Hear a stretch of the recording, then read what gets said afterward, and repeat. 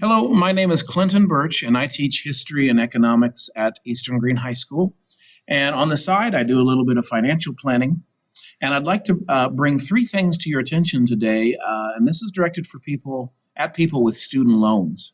If you don't have student loans, this one won't help you. You can turn it off. But if you do have student loans, I'm going to tell you about the extension to the payment freeze that just came through a few days ago.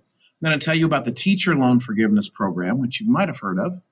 And then I'm going to tell you about the public service loan forgiveness program, which might be a lot better for you. And a lot of teachers don't seem to know that they qualify for it. So let's jump in.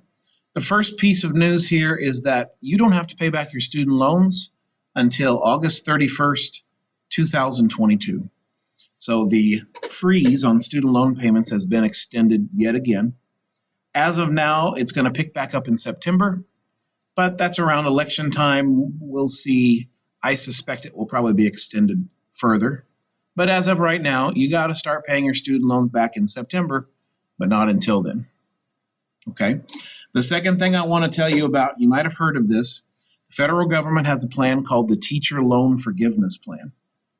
The teacher loan forgiveness requires that you be what they call a highly qualified teacher. If you went to college and have a license in Indiana, you are almost certainly already highly qualified. And the teacher loan forgiveness program requires 5 years of service in a low-income school. And Eastern, by their definition, does qualify as a low-income school. How much can you get forgiven? Let me scroll down here a little bit. It depends on what you teach.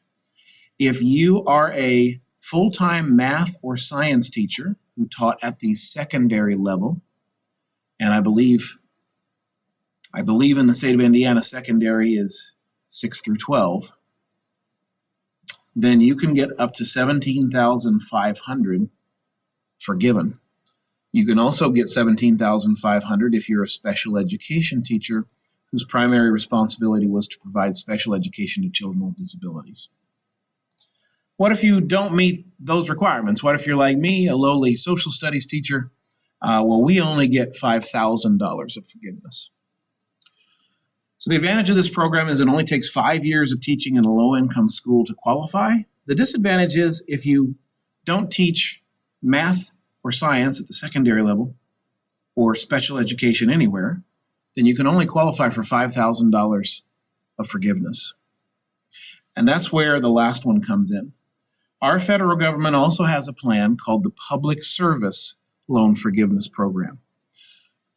I've run into a lot of teachers who don't even know about this and they don't know they qualify, but you do. We are definitely, by their definition, public servants.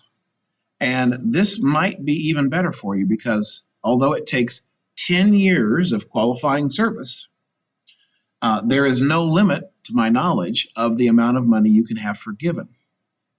So as long as you have made 10 years of student loan payments or 120 payments, regular payments, you qualify for public service loan forgiveness. And the best part is that even though we have been frozen on payments for a couple of years now, those months still count towards your 10-year total. So even though you're not going to be making student loan payments until September, each of those months counts towards your 120 month total. The last thing I want to say about the Public Service Loan Forgiveness Program is that they have always had a reputation of being hard to deal with, being very picky about the kind of loan you had, being very picky about which repayment plan you chose, whether you consolidated loans or not. And everything I heard about dealing with the PSLF people was pretty negative. That has changed because a few months ago, President Biden approved an extension, a temporary extension of the Public Service Loan Forgiveness Program. And they are much easier to deal with now as far as what kind of loan you had, your payment plan, whether you consolidated. They are just solving a lot of problems for people, but not forever. This extension only lasts until October of 2022. So that is when I would recommend that you get your name in the pool and start to work on this if you are interested in this program. Finding contact information for these two groups is not easy.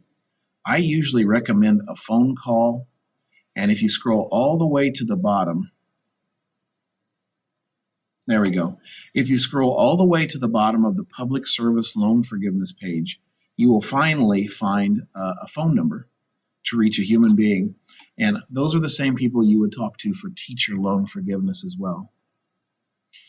So I hope that was helpful. You've got a couple of options here for having student loans forgiven, and they're both being very generous right now. So this would be a good time, maybe before the school year ends or over the summer if you don't have time.